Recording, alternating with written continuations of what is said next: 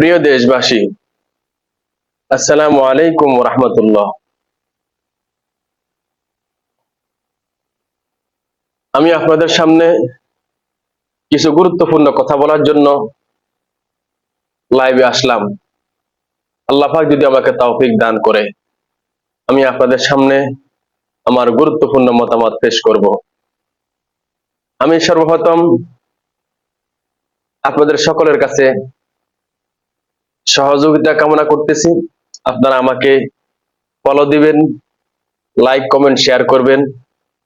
এর মাধ্যমে আমাদের দেশের প্রতিটি নাগরিক আমার গুরুত্বপূর্ণ কথাগুলি শুনতে পারবে। আমি যেন ভালো কিছু দিতে পারি জাতিকে। আমাদেরকে সাহস দিবেন, আমাদেরকে উৎসাহ দিবেন।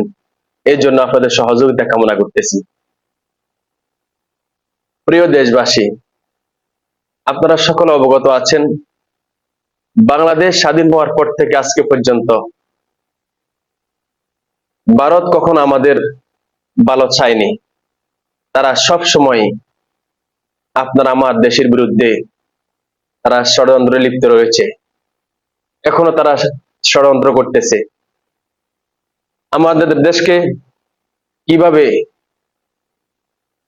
নৈরাজ্য সৃষ্টি করা যায়, তারা সব সময় উৎপদে রয়েছে। আজকে আমি পত্রিকা একটা নিউজ দেখলাম, অবশ্যই আপনারা যারা পত্রিকা পড়েন আপনারাও দেখেছেন। এই ভারতের উগ্রবাদী সংগঠনের প্রধানমন্ত্রী কসাই মোদি উনি বলেছেন, ভারতের 140 কোটি মানুষ এই মুহূর্তে বাংলাদেশের হিন্দুদেরকে নিয়ে উদ্বিগ্ন। আমি আপনাদের সকলের কাছে প্রশ্ন রাখতে চাই, উনি কি কারণে, কোন কারণে উনি এই মুহূর্তে এই উদ্বেগ জানাবেন? আমার আপনার দেশে হিন্দুরা অত্যন্ত নিরাপদ রয়েছে। তারা এখানে শান্তিভাবে নিরাপদভাবে তারা বিচরণ করতেছে, তাদের তো কোনো সমস্যা নাই। এখন উনি এই বক্তব্যের মাধ্যমে উনি বাংলাদেশের হিন্দু সমাজকে উস্কিয়ে দিচ্ছেন, যেন তারা এখানে নৈরাজ্য সৃষ্টি করতে পারে, বিশৃঙ্খলা করতে পারে। তো আমি আমাদের অন্তর্বর্তীকালীন সরকারকে আহ্বান জানাবো, বাংলাদেশের প্রতিটি নাগরিক আপনাদের পাশে রয়েছে। আপনাদেরকে শক্তি দেওয়ার জন্য, আপনাদেরকে সহযোগিতা করার জন্য বাংলাদেশের প্রতিটি নাগরিক আপনাদের পাশে রয়েছে। আপনারা পাল্টা এই উদ্বেগটা আপনারা জানান, আপনাদের পররাষ্ট্র মন্ত্রণালয়ের পক্ষ থেকে আপনারা এই উদ্বেগ জানান যে আমরা 18 কোটি মানুষ ভারতের প্রায় 30 কোটি মুসলমানদেরকে নিয়ে আমরা উদ্বিগ্ন। আপনারা পাল্টা এই উদ্বেগ জানান, তাহলে তারা বুঝতে পারবে।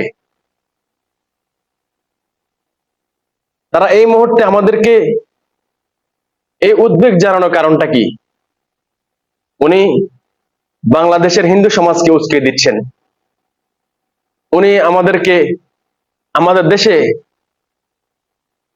খারাপ কিছু করার জন্য চেষ্টা করতেছেন।